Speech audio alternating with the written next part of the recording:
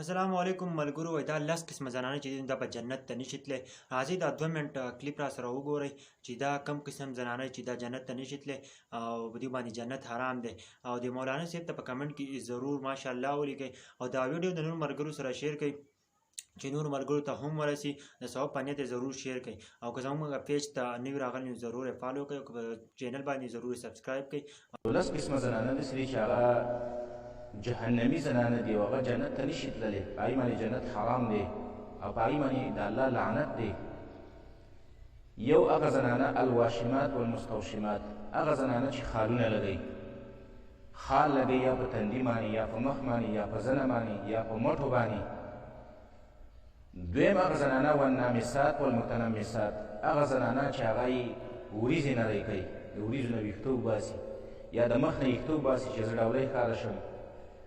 دریم هغه زنانه والمتفلجات، هغه زنانه چې هغې غاښونو په منځ کې کولاوي راولي، کولاوالی پکې راولي د سوان په ذریعه باندې یا په بله ذریعه باندې چې زما دا غاښونه کولاوي او زه پرې ښایسته ښکاره شم.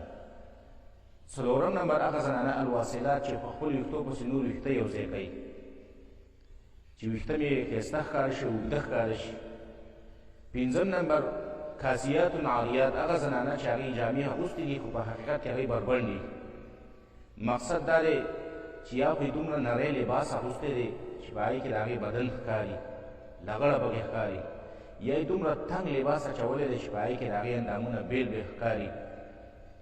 شپږم نمبر هغه زنانه رؤوسهن کاسنمة البخت، چې دا خپل ویښتې داسې جوړ کړي لکه د اوښ ګوف، شاته یې دا ویښته راټول کړي، را یوځای کړي او د هغې نه یې داسې غوړ شان جوړ کړی د اوښ د ګوف په شان چې شاته به یې په دې څټ کې بره موړه شان ښکاري، بوټ ښکاري.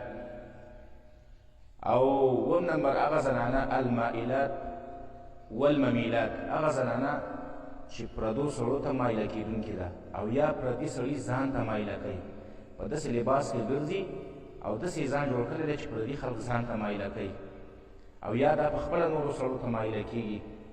اتم نمبر هغه زنانه المتشبهات بالرجال، هغه زنانه چې خپل ځان د نارینهو سره مشابه کوي، یا داسې پیزار اغوندي چې هغه د نارینهو پیزار دی، یا یې داسې جامه اچولې ده چې هغه د نارینهو جامه ده، په داسې پوزیشن کې ګرځي چې هغه پوزیشن د نارینهو پوزیشن دی.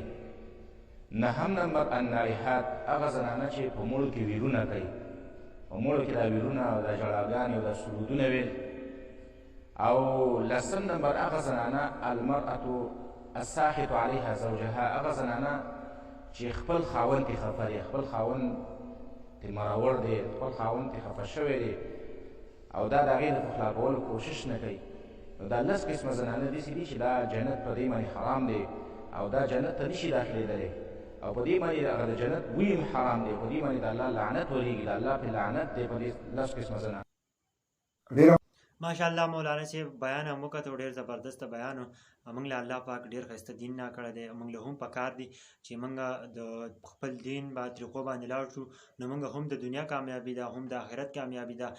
د بده مرغه موږ تاسو ته پته ده موږ نن سبا د موبایل استعمال ډېر زیات کوو، خپل دین طرف ته خیال نه کوو. نن سبا د کرکټ دي واړه کرکټو له ځي لیکن مونځ پرېږدي، خپل د دین اسلام مطابق نه ځي. نو موږ له هم پکار چې د دین مطابق لاړ شو نو زموږ به دا دنیا هم ښایسته وي، هغه دنیا به هم ښایسته وي او موږ له پکار چې چېرته اوسئ ژوندي اوسئ. انشاءالله ملاوي به بله ویډیو کې. اوس موږ له اجازت راکړئ.